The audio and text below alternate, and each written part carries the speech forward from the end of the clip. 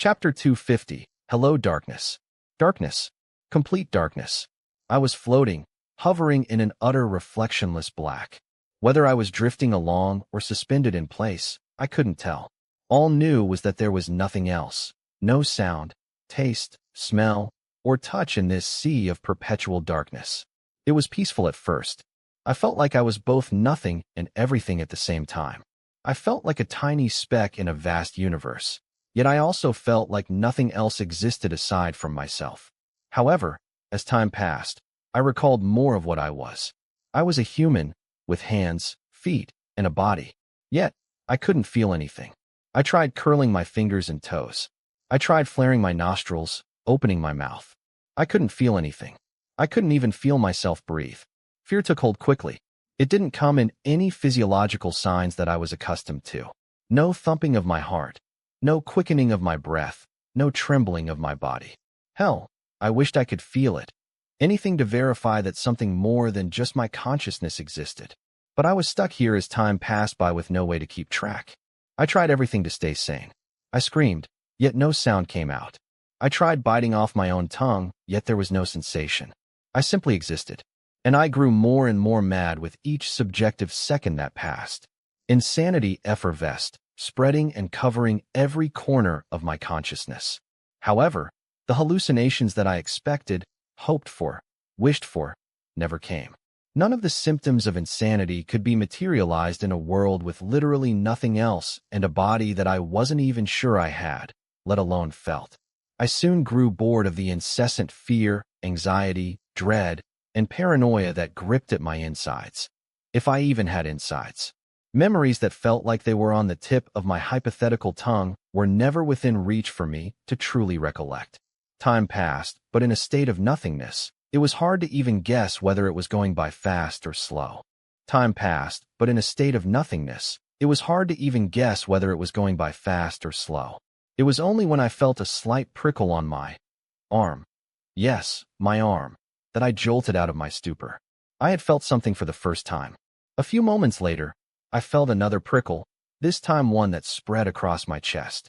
Those prickles soon escalated into sharp, piercing pains, but I didn't care. Even pain was verifiable proof that I existed outside of my consciousness.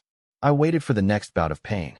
The feeling of scalding needles digging into each and every one of my pores would have driven me insane from the torment they caused, but after the subjective eons of literal nothingness, I welcomed each and every increasingly agonizing round of burning, piercing pain across every millimeter of my body.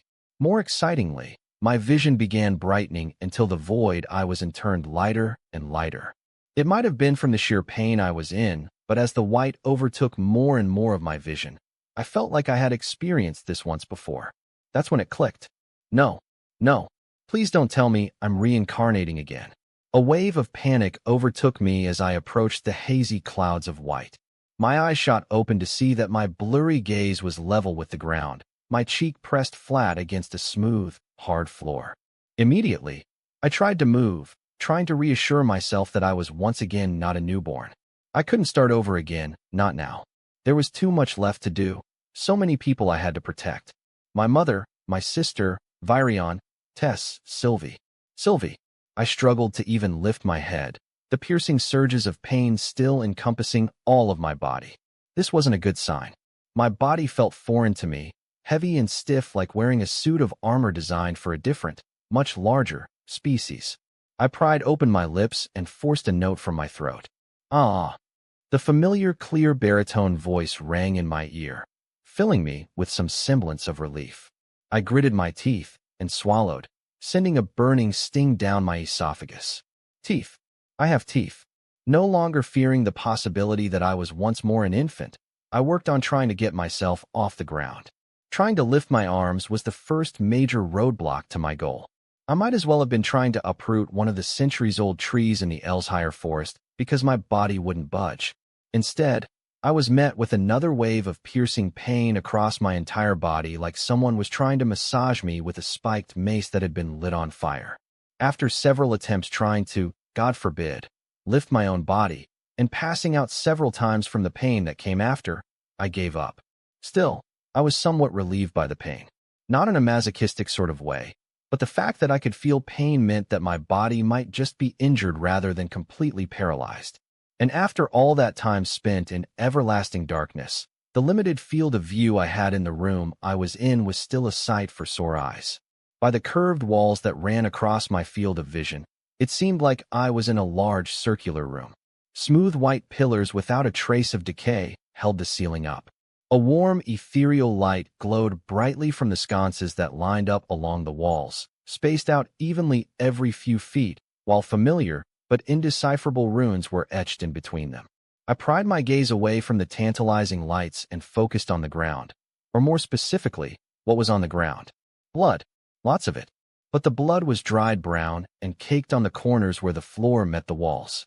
It was hard to tell how long the walls and floors had been bloodied, but as more and more areas of dried blood pools became visible, the more carefully I looked. It seemed like this was some sort of grounds for injured people or injured beasts. I shivered at the thought of a bloodthirsty mana beast standing behind me in my vulnerable state. The only source of comfort came from the fact that I hadn't been eaten already. I tried moving again to little avail. I still felt like I was in some sort of shell whenever I tried to move, as if this body wasn't my own. After time had passed, and I ran out of details on the walls, ground, and pillars to distract myself with, unwanted and painful memories that I had been pushing back began resurfacing. Me, fighting against Nico, who had reincarnated into Elijah's body. Actually, Elijah might have always been Nico. I remembered Elijah telling me how his memories before arriving in the kingdom of Darv was all a blur. I remembered Tess sacrificing herself because I couldn't win against Kadale, the scythe that had killed Sylvia.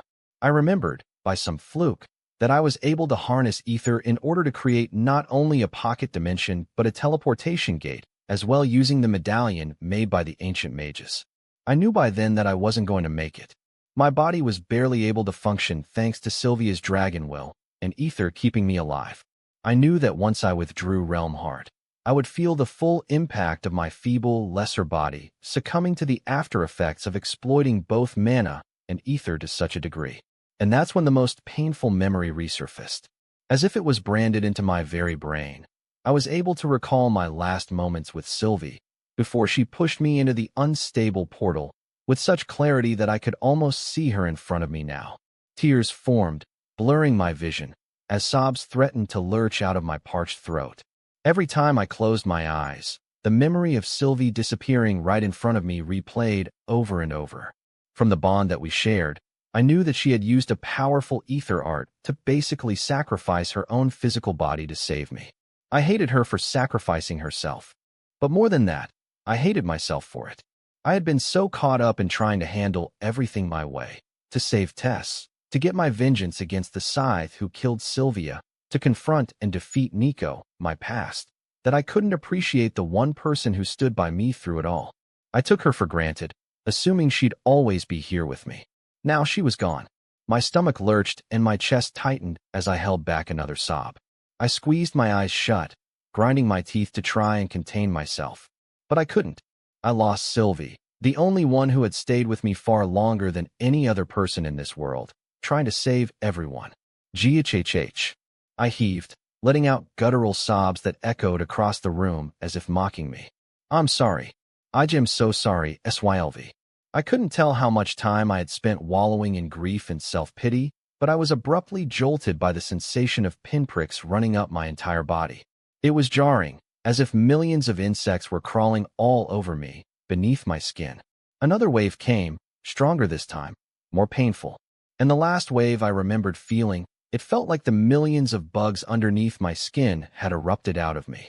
By the time I pried open my eyes and felt the cool stickiness of saliva pooled underneath my cheek, I knew I had passed out. Peeling my face off of the wet floor, I turned to my back. The brief moment of elation at the fact that I could actually move was interrupted by an overwhelming sense of thirst. Swallowing what little saliva I had left to moisten my dry throat, I pushed myself off of my back. The motion fell off and my body still felt stiff and alien. But I was still excited about my new range of motion. Sitting on the ground, the first thing to catch my eyes were my own two hands. What the? My hands were pale, almost white. But not just that. There wasn't a single flaw on my hands that I could see. The calluses on my palms that had accumulated throughout the years of wielding a sword were nowhere to be found. The scars that were strewn across my knuckles from battles were gone. Even the scars on my wrist that I had received battling against that toxic witch, the first retainer I had fought against, were gone, replaced by smooth and pearlescent skin. It seemed like Sylvie did much more than heal the wounds from abusing Realmheart physique.